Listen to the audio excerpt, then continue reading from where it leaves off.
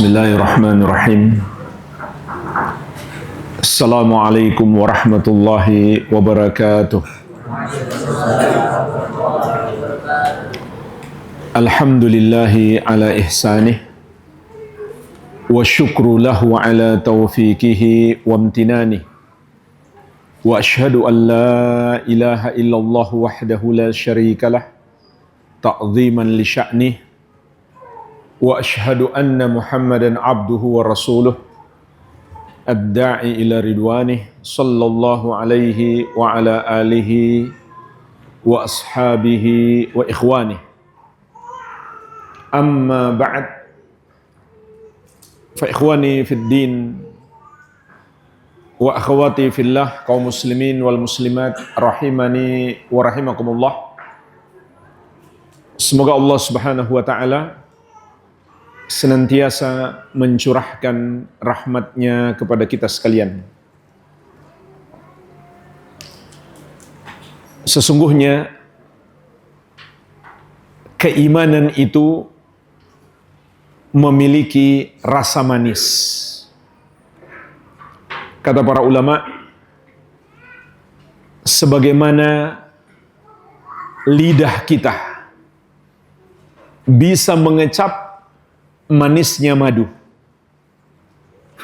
maka hati kita juga bisa merasakan manisnya iman. Dan ketika fisik kita sedang tidak sehat, madu yang manis terasa hambar. Begitu pula hati kita apabila sedang tidak sehat, maksudnya iman kita sedang bermasalah, maka kita tidak bisa merasakan manisnya iman.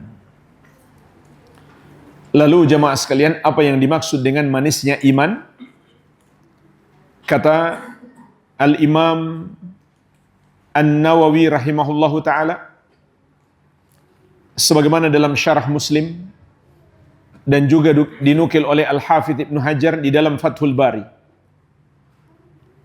makna halawatil iman, makna manisnya iman itu mencakup 3 hal. Artinya 3 hal ini apabila ada dalam diri seseorang, pertanda dia telah menggapai manisnya iman. Yang pertama adalah istildzadzut ta'at, merasa lezat dalam ketaatan. Artinya ibadah terasa nikmat baginya. Ibadah baginya bukan lagi suatu beban, apalagi sesuatu yang menghimpit hidupnya, yang mempersempit geraknya. Tidak, dia tidak merasa demikian. Bahkan dia merasa ibadah itu nikmat. Dan orang seperti ini, ketika dia tidak ibadah, dia pun merasa gelisah. Dan mungkin orang seperti ini terjerumus maksiat. Namanya dia masih manusia biasa. Bukan Nabi dan Rasul yang maksum. Tapi orang yang merasakan manisnya iman, lezatnya ibadah, apabila dia terjerumus maksiat, hatinya gelisah. Dia enggak nikmat. Namun sebaliknya, ada orang ketika terjerumus dalam maksiat, dia merasa nikmat. Ini pertanda dia tidak merasakan manisnya iman. Ada pula yang sudah beribadah kepada Allah, tapi belum merasa nikmat. Masih merasa itu sebagai beban. Berarti dia belum merasakan manisnya iman. Orang yang merasakan manisnya iman, ibadah baginya terasa nikmat. Ini yang pertama. Yang kedua, wa tahammulul masyak fid din. Orang yang merasakan manisnya iman itu mampu bersabar. Tentu dengan pertolongan Allah.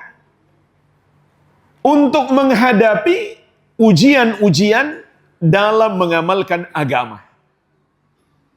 Karena ini sunnatullah. Ahasiban nasu ayyutraku ayyakulu amanna wahum la yuftanun.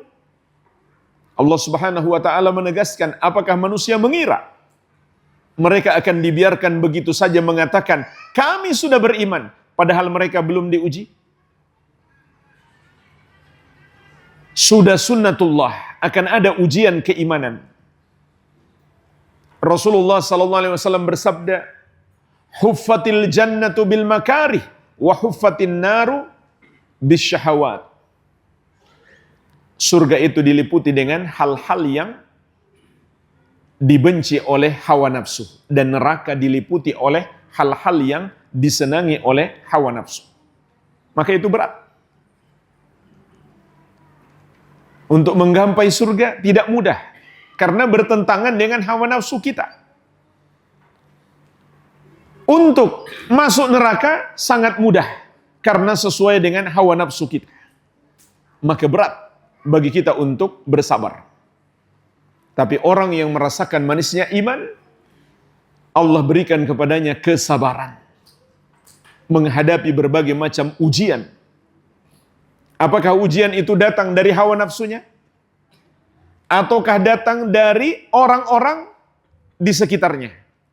Bisa jadi keluarganya sendiri, bahkan istrinya sendiri atau anaknya sendiri, atau sebaliknya, istri ujiannya dari suaminya, atau bahkan dari orang tuanya sendiri, dari masyarakatnya, dari tetangganya. Banyak ujian. Itu sudah sunnatullah, ketetapan Allah. Orang yang ingin menempuh jalan yang lurus pasti akan mendapatkan ujian dan cobaan. Maka untuk bisa menghadapi ujian dan cobaan ini, agar kita lulus, hendaklah kita menggapai manisnya iman. Yang ketiga, kata Imam Nawawi rahimahullah, wa itharu dzalika ala a'radid dunya. Orang yang telah merasakan manisnya iman itu, dia lebih mementingkan untuk mencari ridho Allah daripada kenikmatan dunia. Dia tinggalkan dunia meskipun dia memiliki pekerjaan misalkan yang berpenghasilan besar, tapi ternyata di situ mengandung keharaman, maka dia tinggalkan demi mencari ridho Allah. Dan itu dia merasa mudah. Kenapa? Karena dia telah merasakan manisnya iman. Artinya Allah berikan pertolongan kepadanya, sehingga tidak sulit dia meninggalkan sesuatu yang Allah haramkan demi mencari ridho Allah Subhanahu wa ta'ala. Kalau ada seseorang yang belum bisa meninggalkan sesuatu yang haram karena menguntungkan secara duniawi, maka itu pertanda dia belum merasakan manisnya iman. Maka dengan meraih manisnya iman, bisa membantu kita meninggalkan apa yang Allah Subhanahu wa ta'ala haramkan. Betapa banyak orang yang bahkan sudah mengenal sunnah, dia belum bisa meninggalkan apa yang Allah haramkan secara utuh, karena dia belum benar-benar merasakan manisnya iman. Oleh karenanya jemaah sekalian, ini pentingnya kita berusaha menggapai manisnya iman. Lalu bagaimana caranya? Dalam hadis yang diriwayatkan Al-Bukhari dan Muslim dari Anas bin Malik radhiyallahu anhu, Rasulullah sallallahu alaihi wasallam bersabda, "Thalathun man kunna fihi wajada bihinna halawatal iman." Ada 3 hal. Barang siapa memilikinya, maka dia akan merasakan manisnya iman. Yang pertama adalah ayyakunallahu wa rasuluhu ahabba ilaihi mimma siwahuma. Hendaklah dia jadikan Allah dan Rasulnya lebih dia cintai daripada selain keduanya. Inilah jemaah sekalian jalan yang pertama untuk menggapai manisnya iman. Kita jadikan Allah dan Rasul lebih kita cintai daripada apapun. Jadi nomor satu yang harus lebih kita cintai daripada apapun adalah Allah Subhanahu wa ta'ala. Dan ini adalah ibadah yang sangat agung yang dilakukan oleh hati kita. Bahkan dalam seluruh amal ibadah kita harus disertai cinta kepada Allah, berharap rahmatnya dan takut azabnya. 3 hal ini kata para ulama adalah arkanul ibadah al-qalbiyah. 3 rukun ibadah hati. Artinya, dalam setiap ibadah kita harus menghadirkan 3 hal ini. Cinta kepada Allah, berharap rahmatnya, dan takut azabnya. Maka cinta kepada Allah adalah ibadah yang sangat agung. Bagaimana kita beribadah kepada Allah dengan cinta? Caranya adalah kita hadirkan di hati kita cinta kepada Allah melebihi kecintaan kita kepada apapun, disertai pengagungan terhadapnya dan ketundukan terhadapnya, baik terhadap ketentuan syariatnya maupun ketentuan takdirnya. Saya ulangi, beribadah kepada Allah dengan cinta, caranya adalah kita hadirkan di dalam hati kita rasa cinta kepada Allah melebihi cinta kita kepada apapun, disertai dengan pengagungan terhadapnya dan ketundukan terhadap semua ketentuannya, baik ketentuan syariat maupun ketentuan takdir. Maka cinta seperti ini adalah ibadah yang tidak boleh diberikan kepada selain Allah. Memberikannya kepada selain Allah termasuk syirik besar. Sebagaimana Allah ingatkan di surat Al-Baqarah ayat 165. Wa minan nasi may yattakhidhu min dunillahi andada yuhibbunahum kahubbillah. Dan di antara manusia ada orang-orang yang menjadikan selain Allah sebagai tandingan bagi Allah, sebagai sekutu bagi Allah. Caranya bagaimana? Yuhibbunahum kahubbillah. Mereka mencintai sekutu-sekutu tersebut sebagaimana cinta mereka kepada Allah. Artinya mereka mempersekutukan Allah dengan makhluk-makhluk tersebut dalam cinta. Walladzina amanu asyaddu hubban lillah. Adapun orang-orang yang beriman lebih kuat cinta mereka kepada Allah Subhanahu wa taala dibandingkan orang-orang musyrik tersebut.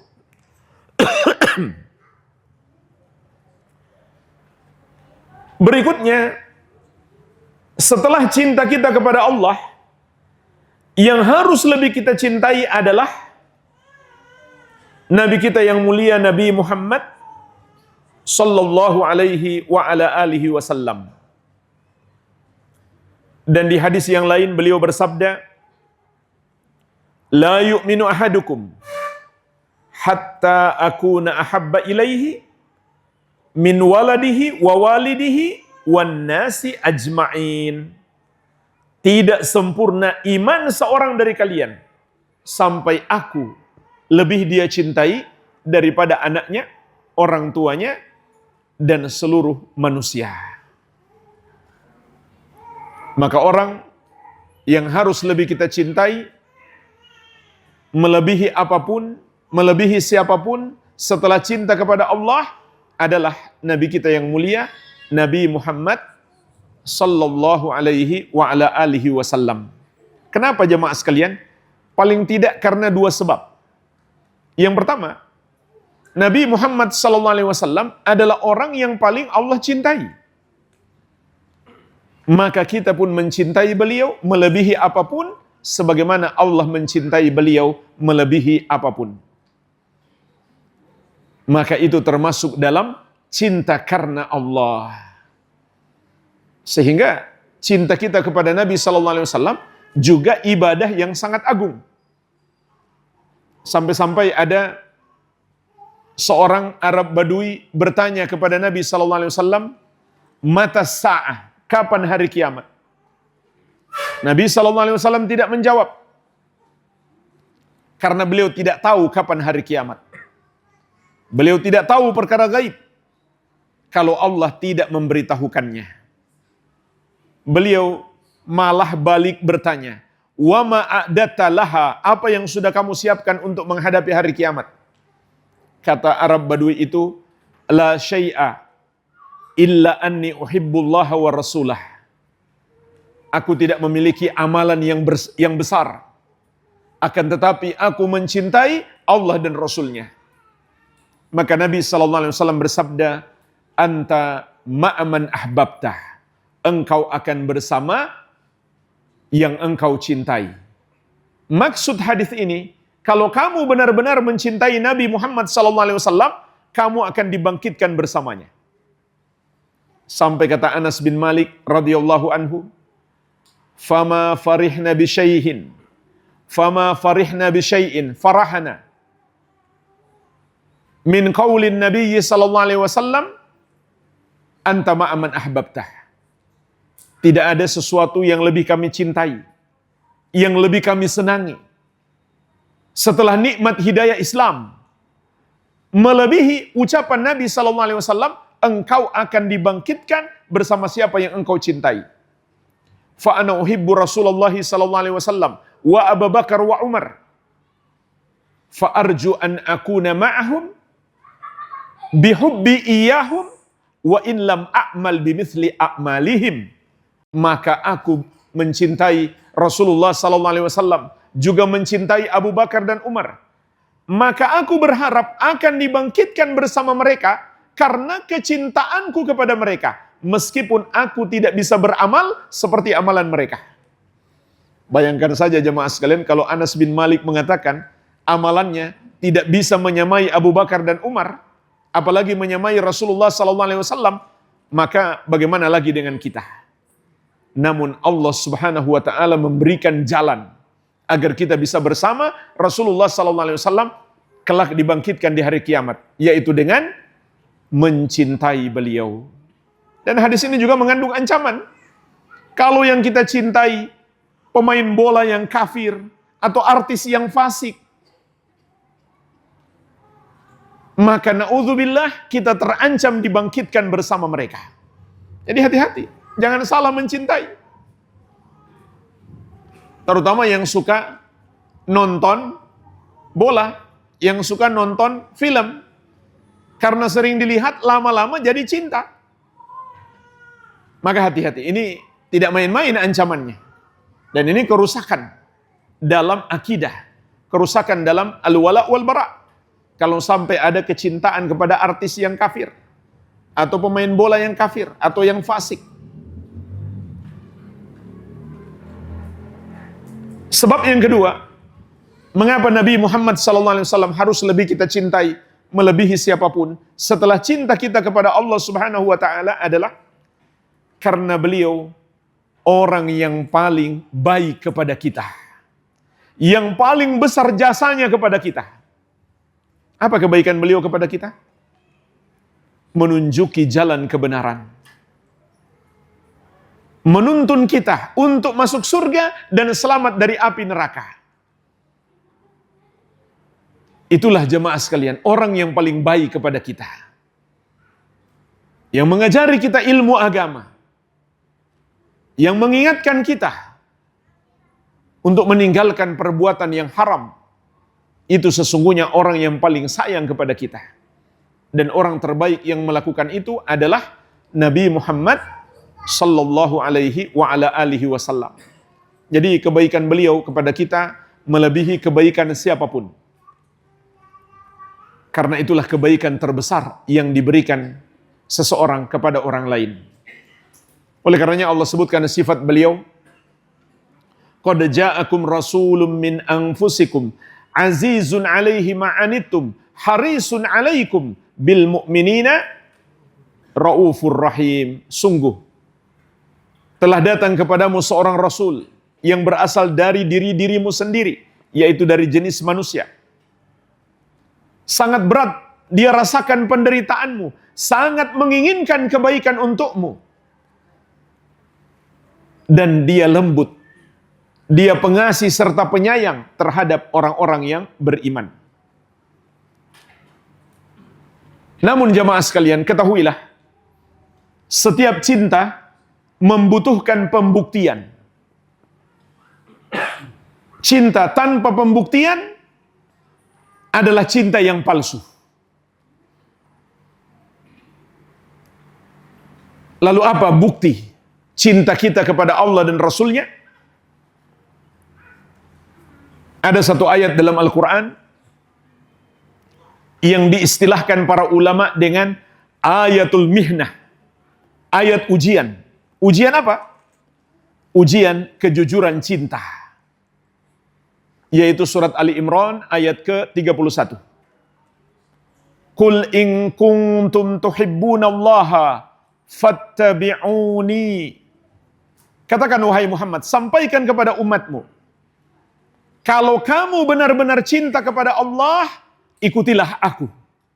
Ikutilah Rasulullah sallallahu alaihi wa ala alihi wasallam.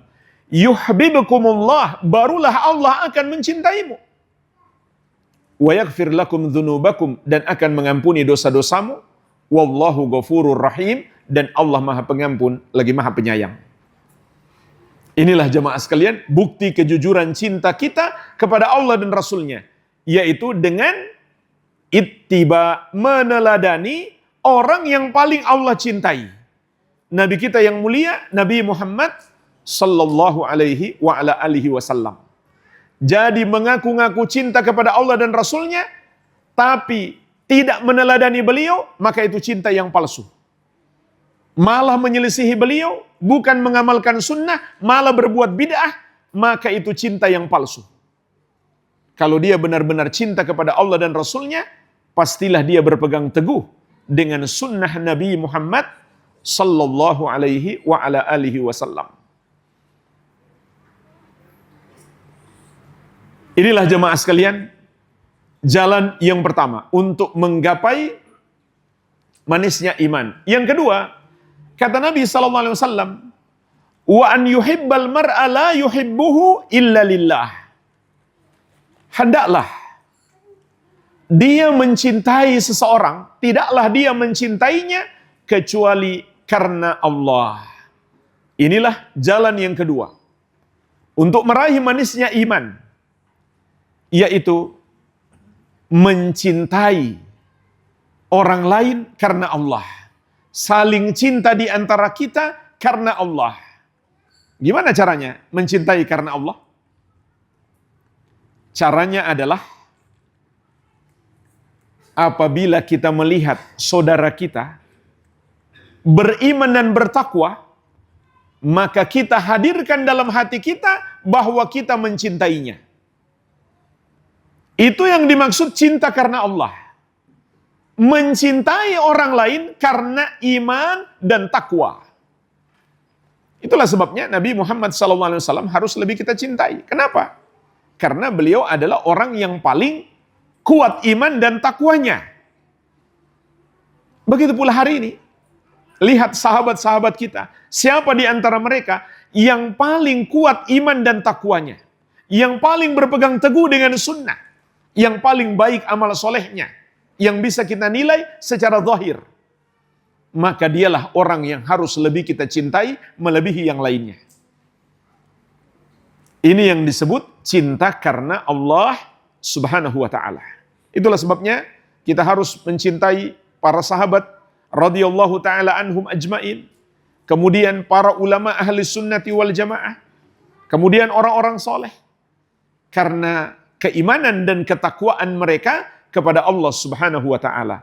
Ini yang dimaksud cinta karena Allah. Dan ini pahalanya sangat besar.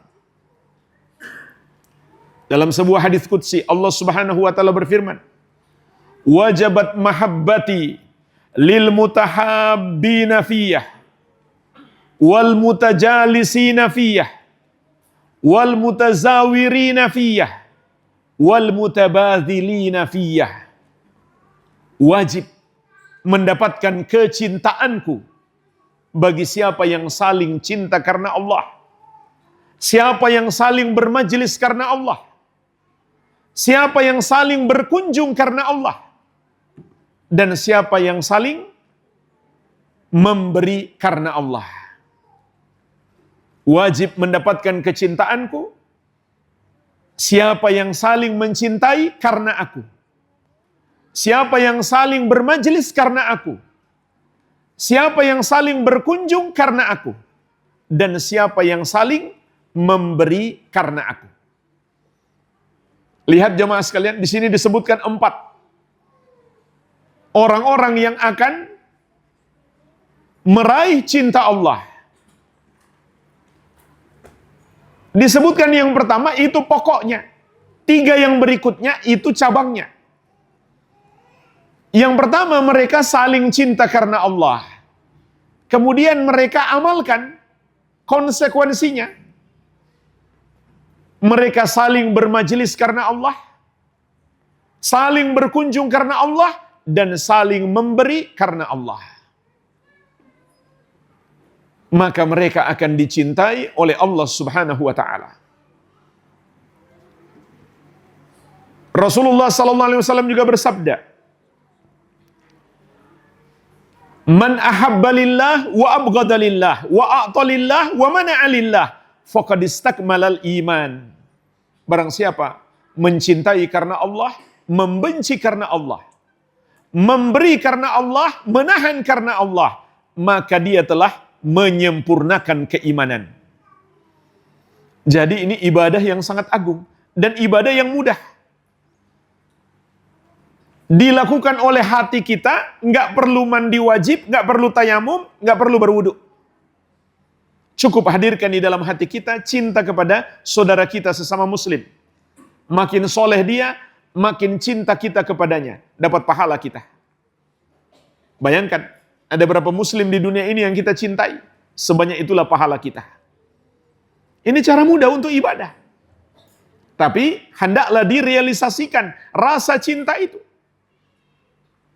Di antaranya tadi, dengan saling bermajelis, saling berkunjung, saling memberi. Terutama jemaah sekalian, memberi kepada orang-orang yang butuh bantuan kita. Terlebih lagi orang yang sedang sangat kesusahan.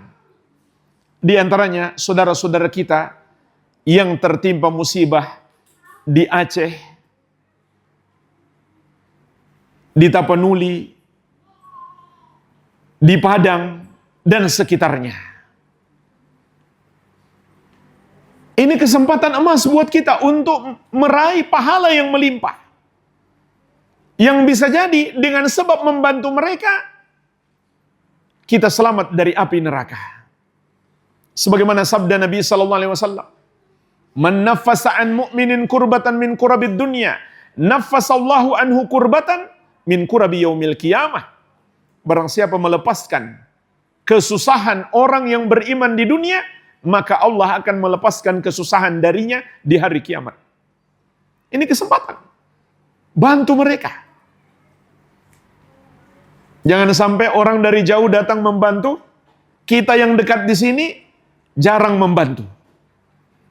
Kalau bisa diprogramkan, paling tidak setiap pekan, bikin baksos ke sana. Karena jaraknya sangat dekat dari sini. Ribuan orang relawan datang dari seluruh Indonesia, bahkan dari luar negeri. Jangan sampai yang terdekat malah tidak datang untuk membantu mereka. Kedatangan kita saja, menegur sapa mereka, senyum kepada mereka, itu sudah sangat menghibur. Apalagi kalau kita bawa bantuan. Dan lebih penting lagi kita nasihati mereka untuk kembali kepada Allah Subhanahu wa taala. Karena itu solusi dalam menghadapi musibah dan malapetaka. Kembali kepada Allah Subhanahu wa taala. Bertakwa kepadanya. Allah Subhanahu wa taala telah berjanji, "Wa may yattaqillaha yaj'al lahu makhraja wa yarzuqhu min haitsu la yahtasib." Barang siapa bertakwa kepada Allah, maka pasti Allah berikan jalan keluar baginya. Dan Allah akan berikan rezeki dari arah yang tidak dia sangka-sangka. Banyak di antara mereka karena saking awamnya, sudah ditimpa musibah, bahkan mengungsi ke masjid, tapi belum mau sholat. Siapa yang mau mengingatkan mereka? Tentu itu kewajiban kita semuanya, terutama yang paling dekat.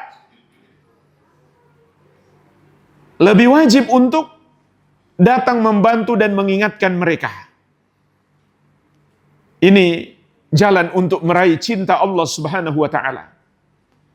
Nabi SAW juga mengingatkan, bisa jadi sedikit yang kita berikan kepada mereka menjadi benteng kita dari api neraka. Fattakun nar walau bisyikki tamratin. Bentengi dirimu dari api neraka, walaupun hanya dengan bersedekah sepotong kurma. Artinya, andai harta kita cuma sepotong kurma, itu masih mungkin dibagi dua. Separuh kita makan, separuh kita sedekahkan. Maka bisa jadi itu benteng kita dari api neraka.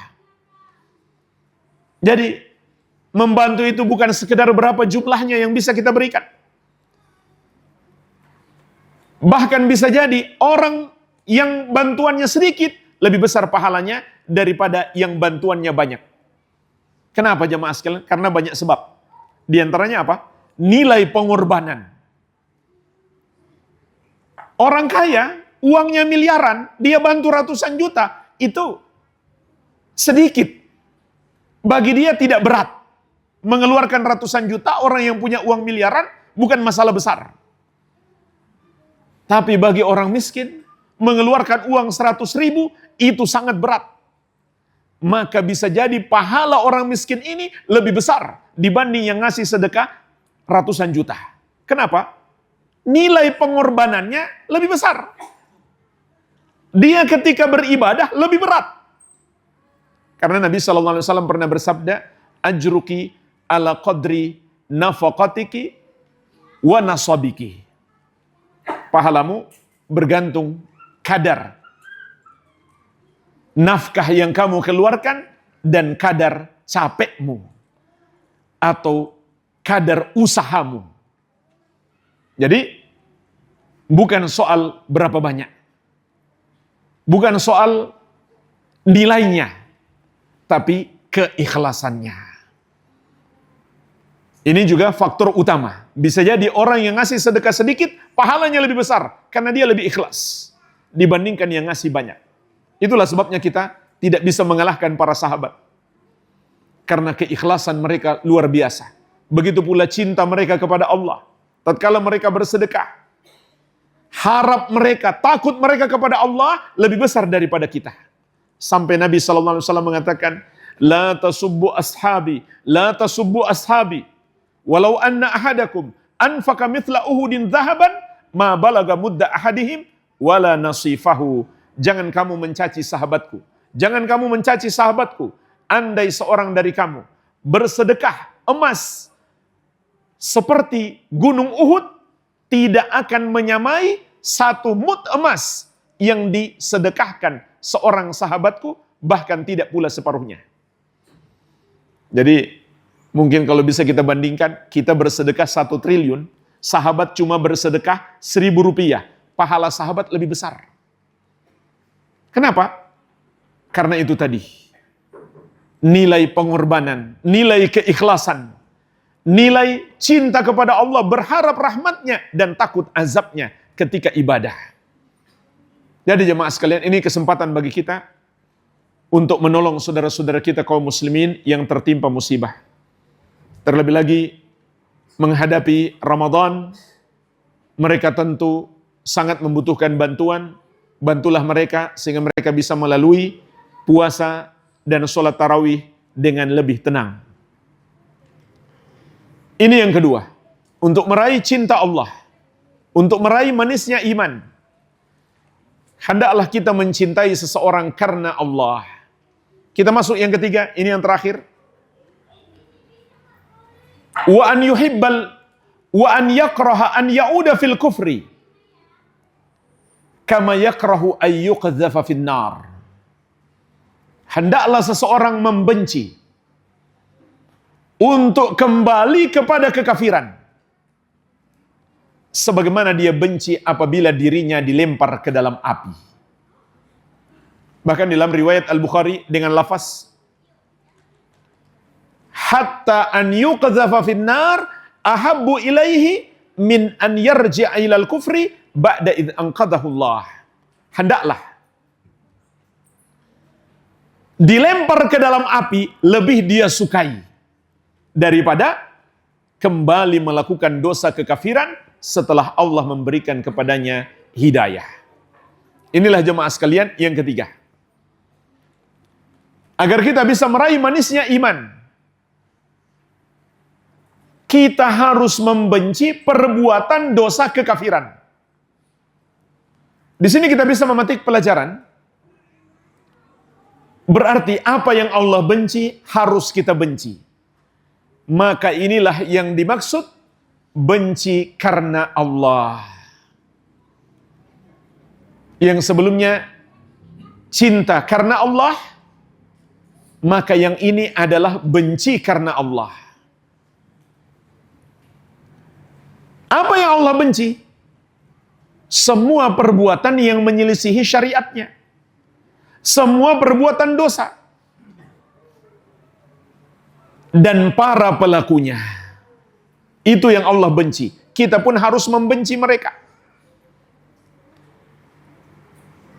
Dan yang paling Allah benci adalah perbuatan dosa kekufuran.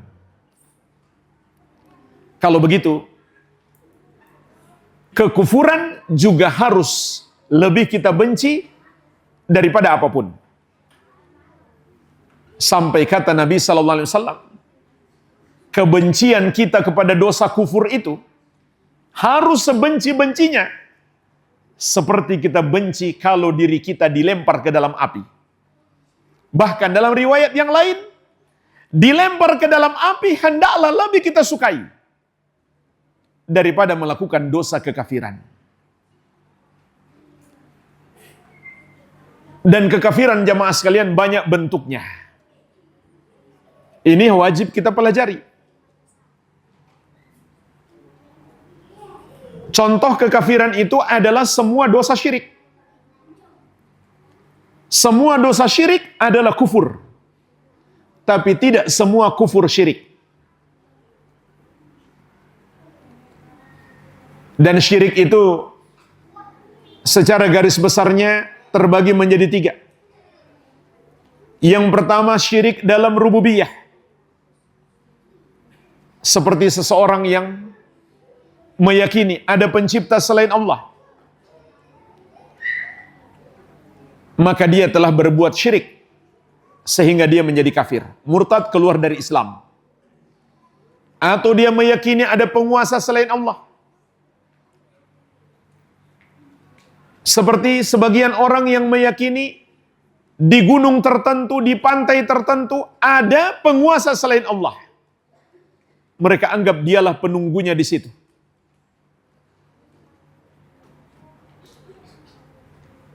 Bahkan di Laut Jawa ada yang mereka yakini sebagai penguasa perempuan. Tapi diyakini sebagai penguasa di situ. Pakai baju hijau saja mereka ke situ takut. Ini syirik dalam rububiyah. Ada yang tahu nama perempuannya? Nggak ada orang Jawa di sini. Ada yang tahu?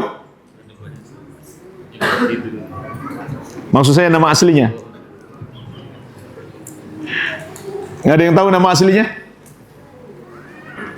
Nama aslinya adalah Syaitana. Setan perempuan. Setan perempuan lagi. Tapi mereka takut kepadanya. Makhluk yang lemah. Inna kaida syaitan kana dha'ifah. Sesungguhnya tipu daya setan itu lemah. Kok kita takut kepadanya? Bandingkan dengan tipu daya wanita. Allah Subhanahu wa taala mengatakan inna kaidakunna azim. Sesungguhnya tipu daya kalian wahai wanita sangat dahsyat. Masalahnya setannya wanita.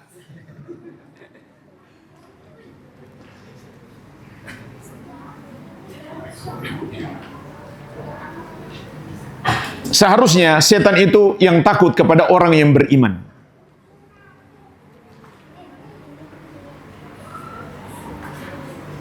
Setan takut kepada Umar bin Khattab radhiyallahu anhu. Kalau Umar melewati satu jalan, setan cari jalan lain. Kenapa? Bukan karena kekuatan fisik beliau, tapi kekuatan iman dan takwa. Jangan kita malah ditakut-takuti setan. Setan itu bukan makhluk yang maha kuasa, sama aja seperti kita, sama-sama lemah. Cuma dia nggak kelihatan itu aja, sehingga dia bisa mengganggu kita tanpa kita bisa melihatnya. Tapi dia bukan makhluk yang kuat, bukan pula makhluk yang cerdas, cuma licik. Suatu kebodohan kalau takut kepada setan, bahkan menuhankan setan. Contoh lain termasuk syirik dalam rububiyah. Percaya kepada jimat-jimat. Rasulullah SAW menegaskan man 'allaqa tamimatan faqad asyrak. Barang siapa menggunakan jimat maka dia telah berbuat syirik. Percaya ada hari beruntung, hari sial. Percaya ada angka keberuntungan, ada angka sial. Padahal Nabi SAW menegaskan atiyaratu syirkun. Takut sial itu syirik, takut sial itu syirik. Kenapa syirik? Karena hanya Allah yang maha mampu memberikan manfaat maupun menolak mudarat. Hanya Allah yang maha mampu menetapkan sesuatu sebagai sebab kemanfaatan atau sebab kemudaratan. Maka mempercayai hal-hal ini termasuk syirik dalam rububiyah. Yang kedua, syirik dalam uluhiyah. Secara garis besar bentuknya ada dua. Yang pertama, membenarkan penyembahan kepada selain Allah. Kalau misalkan ada seorang muslim yang mengatakan, nggak salah umat Nasrani menyembah Yesus, maka ulama Islam sepakat si muslim ini murtad, keluar dari Islam. Meskipun dia tidak pernah menyembah Yesus, tapi dia membenarkan penyembahan mereka kepadanya. Karena itu adalah syirik. Syirik dalam hatinya. Yang kedua, tatkala seseorang mempersembahkan satu ibadahnya kepada selain Allah. Apakah sholatnya, hajinya, doanya, sembelihannya, tawakalnya, atau ibadah apapun, apabila dipersembahkan kepada selain Allah, maka itu syirik dalam uluhiyah. Sehingga syirik dalam uluhiyah itu adalah sebanyak amal ibadah kita. Sedangkan syirik dalam rububiyah adalah sebanyak sifat-sifat rububiyah Allah Subhanahu wa ta'ala. Yang ketiga, syirik dalam al-asma wa sifat. Contoh, syiriknya umat Nasrani dalam nama Allah, yaitu mereka namakan Allah bukan dengan namanya yang sebenarnya, yaitu Bapa. Maka hati-hati. Kalau kita mau menamakan kepada Allah, harus berdasarkan dalil Al-Quran dan Sunnah. Bahkan ulama pun nggak boleh berijtihad untuk memberi nama kepada Allah. Harus ada nas dari Al-Quran dan Sunnah. Begitu pula mereka sifatkan Allah memiliki anak. Mereka sifatkan Allah dengan sifat makhluk. Maka ini syirik dalam sifat Allah. Atau kebalikannya, mensifatkan makhluk dengan sifat Allah. Contoh, meyakini ada orang yang tahu perkara gaib. Dan nama orang ini sangat banyak.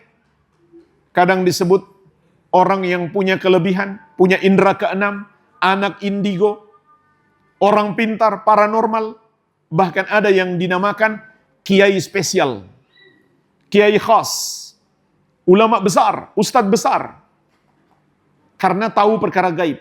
Padahal Allah Subhanahu wa taala menegaskan, "Qul la ya'lamu man fis samawati wal ardil ghaiba illallah." Katakanlah, tidak ada yang tahu perkara gaib satupun makhluk di langit maupun di bumi kecuali Allah Subhanahu wa taala. Ini 3 bentuk kesyirikan secara global. Kalau kita rinci, tentu sangat banyak. Maka semua syirik adalah kufur. Tapi tidak setiap kufur itu syirik. Kekufuran lebih luas. Contoh kekufuran tapi bukan syirik.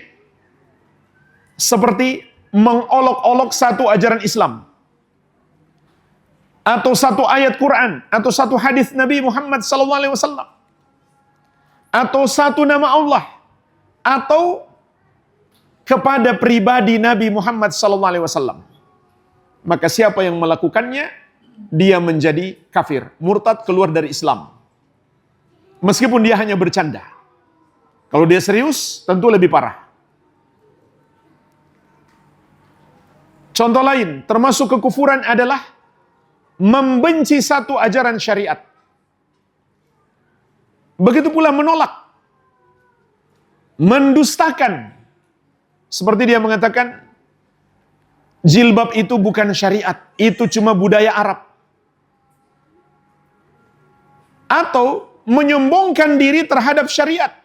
Misalkan dia mengatakan, pembagian waris sudah nggak sesuai zaman. Tidak relevan lagi kalau wanita dapat separuh kaum laki-laki. Maka dia murtad, keluar dari Islam. Begitu pula menghalalkan yang haram dan mengharamkan yang halal. Ini juga termasuk syirik dalam rububiyah. Karena yang berhak menghalalkan dan mengharamkan hanya Allah Subhanahu wa ta'ala. Dan masih banyak lagi jemaah sekalian kalau kita berikan contoh. Maka kita harus pelajari. Apa saja bentuk-bentuk kekufuran dan kesyirikan. Kemudian kita hadirkan dalam hati kita kebencian terhadapnya sebenci-bencinya. Bagaimana dengan pelakunya? Apakah juga dibenci? Itu sudah otomatis. Itu konsekuensinya. Kalau kita membenci kekufuran, kita pun harus membenci orang-orang kafir. Azan dulu. Ikhwani wa akhwati fillah, rahimani wa rahimakumullah. Dalam merealisasikan cinta dan benci karena Allah, manusia terbagi menjadi 3. Kita kelompokkan manusia menjadi 3. Yang pertama, orang-orang yang harus kita cintai sepenuhnya. Tidak boleh ada kebencian terhadap mereka. Siapa mereka? Para nabi dan rasul alaihimussalatu wassalam dan orang-orang yang mengikuti mereka dengan baik. Terutama para sahabat radhiyallahu taala anhum ajmain, kemudian para ulama ahli sunnah dan orang-orang soleh. Golongan yang kedua, orang-orang yang kita benci sepenuhnya. Siapa mereka? Orang-orang kafir. Orang-orang yang tidak beriman kepada Allah Subhanahu wa taala. Para pelaku dosa kesyirikan dan kekafiran. Dan golongan yang ketiga adalah golongan yang kita cinta di satu sisi dan kita benci di sisi yang lain. Siapa mereka? Orang-orang muslim namun masih suka melakukan dosa-dosa besar atau berbuat bid'ah di dalam agama. Kita cinta kepada mereka karena mereka masih muslim dan kita benci kepada mereka karena dosa yang mereka lakukan. Kita cinta sesuai dengan kadar keimanan dan ketakwaan mereka dan kita benci sesuai dengan kadar penyelisihan mereka terhadap syariat. Inilah cinta dan benci yang adil. Cinta dan benci karena Allah Subhanahu wa ta'ala. Jadi jemaah sekalian, dalam hadis yang kita bahas, kita harus membenci kekafiran dan para pelakunya. Oleh karenanya, kita juga harus berlepas diri dan menjauhi perbuatan dosa kesyirikan dan kekufuran itu. Jangan mendekat. Jangan mendekatinya. Karena apabila Allah Subhanahu wa taala mengharamkan sesuatu, Allah juga mengharamkan kita mendekatinya. Dan perbuatan dosa mendekati kekufuran atau kesyirikan itu juga masuk dalam dosa kufur kecil atau syirik kecil. Contoh jamaah sekalian, termasuk kufur kecil atau syirik kecil adalah bersikap gulu kepada orang-orang soleh. Seperti mengagungkan kuburan orang-orang soleh. Ini adalah pintu kepada syirik besar. Lama-lama kuburannya disembah. Maka syariat melarang kita mengagungkan secara berlebihan. Bukan nggak boleh memuliakan sama sekali, tidak. Tapi jangan berlebihan. Seperti menjadikannya tempat ibadah. Menganggap kalau berdoa di situ, doa kita lebih mustajab. Atau mengusap-ngusapnya untuk mencari berkah. Atau pulang membawa batu-batuannya, maka ini adalah pintu kepada kesyirikan. Dan pintu kepada kesyirikan berarti itu adalah syirik kecil atau kufur kecil. Maka harus kita jauhi. Kemudian jemaah sekalian, kalau kita benci kepada kekufuran dan kesyirikan, tidak masuk akal kalau kita menunjukkan kepada orang kafir bahwa kita menyetujui perbuatan kekufurannya. Itu gak masuk akal. Tapi sayangnya ada umat Islam yang melakukannya. Baru-baru kemarin. Yaitu mengucapkan selamat Natal. Apalagi turut hadir. Atau ikut membantu. Itu gak masuk akal. Karena hakikat Natal itu dua. Yang pertama, meyakini Allah punya anak. Makanya mereka senang sehingga mereka rayakan hari lahirnya. Yang kedua, Natal itu sendiri adalah penyembahan kepada beliau. Ini dua bentuk kesyirikan. Kalau kita ingin merasakan manisnya iman, kita harus membenci perbuatan itu. Bukan menunjukkan seakan-akan kita setuju. Seakan-akan kita ikut senang. Sayangnya banyak umat Islam yang ikut-ikutan melakukannya. Dia punya tempat usaha, dia pasang pohon Natal. Bahkan dia suruh karyawannya pakai topi Santa. Inilah jemaah sekalian yang terjadi pada sebagian umat Islam. Dan itu adalah kekufuran. Menyetujui kekufuran adalah kekufuran. Sebagaimana Allah ingatkan di surat An-Nisa ayat 140. Wa qad nazzala 'alaikum fil kitabi an idza sami'tum ayatillahi yukfaru biha wa yustahza'u biha fala taq'udu ma'ahum hatta yakhudu fi haditsin ghairi innakum idzam mithluhum. Dan sungguh Allah telah menurunkan kepadamu dalam Alkitab apabila kamu mendengar ayat-ayat Allah diingkari dan diperolok-olok, maka janganlah kamu duduk-duduk bersama orang-orang yang melakukannya sampai mereka memasuki pembicaraan yang lain. Kalau kamu bersama mereka, kamu kalau begitu sama dengan mereka. Lihat ayat ini. Dia tidak ikut melakukan kekafiran, tapi dia hadir bersama mereka. Kata Allah, innakum idzam mithluhum. Sungguh kamu kalau begitu sama dengan mereka. Kata Imam Al-Qurtubi rahimahullah dalam tafsir beliau, li'anna man lam yajtanibuhum faqad radiya fi'lahum. Karena orang yang tidak menjauhi orang-orang yang sedang melakukan dosa kekafiran, berarti dia meridhoi perbuatan mereka. Warridho bil kufri kufrun. Dan meridhoi kekafiran adalah kekafiran. Ini contoh kekafiran yang lain. Yaitu ridho, setuju terhadap kekafiran. Dia tidak bermain sihir, tapi dia setuju orang berbuat sihir. Dia tidak menyembah kepada selain Allah, tapi dia tidak salahkan orang yang menyembah kepada selain Allah. Maka itu adalah kekufuran yang harus kita benci. Dan lihat hadis ini jemaah sekalian. Pada riwayat yang lain. Wa hatta an yuqdhafa finnar ahabbu ilaihi min an yarji'a ilal kufri ba'da idh anqadahu Allah. Seseorang tidak dapat merasakan manisnya iman sampai dilempar ke dalam api lebih dia sukai daripada harus melakukan dosa kekafiran setelah Allah memberikan hidayah kepadanya. Jadi jemaah sekalian, Anda harus memilih melakukan dosa kekafiran atau mati dengan penuh penderitaan, dibakar hidup-hidup. Maka kita wajib memilih mati dengan penuh penderitaan demi mempertahankan keimanan. Di hadis yang lain Nabi SAW bersabda, "La tusyrik billahi syai'an wa in quti'ta wa hurrikta."